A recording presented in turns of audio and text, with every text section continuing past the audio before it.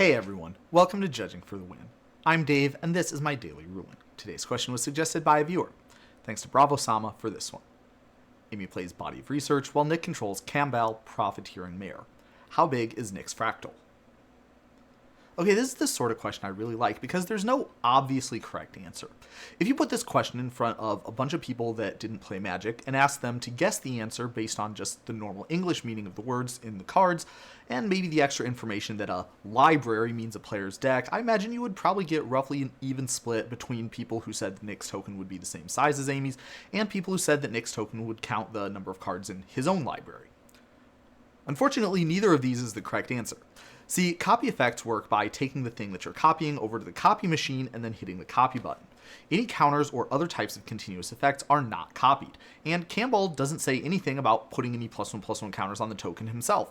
So this is what Nick is copying. He gets a 0/0 fractal that dies immediately after it comes into play. Well, that's a bit of a bummer. Things would work out a little bit better for Nick if Amy had played this Kry Invocation. This creates an XX token, and because the value of X is written on the spell, not the token, it's locked in at the time when the spell resolves, and Amy follows that spell's instructions. If Amy has a 5/5 when the spell resolves, Kry Invocation will create a 5/5 token. If she controls a 10/10, it'll make a 10/10 token, and so on. That means that the power and toughness of the token will get copied just like if Nick were copying a normal 5/5 token or whatever. Therefore, Nick's version of the Kry Invocation token will be exactly the same as Amy's. Gutter Grime works very similarly because it has this rule here, which says that if you have two Gutter Grimes, then the tokens from each one only look at the number of counters on the Gutter Grime that created them. This rule also says that if a Gutter Grime token is copied, it refers back to the same Gutter Grime as the token it was copied from. So for this reason, those tokens would also be the same size. How about this? Urza Saga. The construct tokens that you make with it are 0/0, and they have an ability that gives them +1/+1 for each artifact you control. Base power and toughness and abilities are both copyable information, so Kambal will make tokens that are exactly the same. The only difference is that the word you in an ability always refers to the controller of the permanent that it's on. Since the tokens have the ability with the word you in it, then that means that Amy's construct will count the number of artifacts she controls, and Nick's construct will count the number of artifacts he controls. So the two tokens probably won't have the same power and toughness.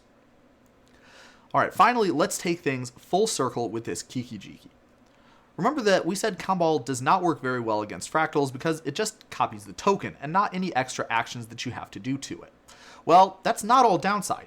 Kiki-Jiki Mirror Breaker has you sacrifice the tokens that it makes at the end of the turn, but that's an extra action that you do on the token. It's not part of the token's text itself. So the token that Nick makes with Kambal would not have to be sacrificed. Pretty cool, right? This is one where you need to read the cards very carefully though, because there have been a lot of templates used for this type of effect over the years, and the interaction depends very sensitively on the exact wording of the cards in question. I went into a lot more detail about how this sort of thing works in my video about how Joffrey interacts with Divine Visitation, so you can check that out if you'd like a fuller explanation. And that's all I have for you today. How did you do? Join me again next time for another daily ruling. Until then, I hope you have a great day.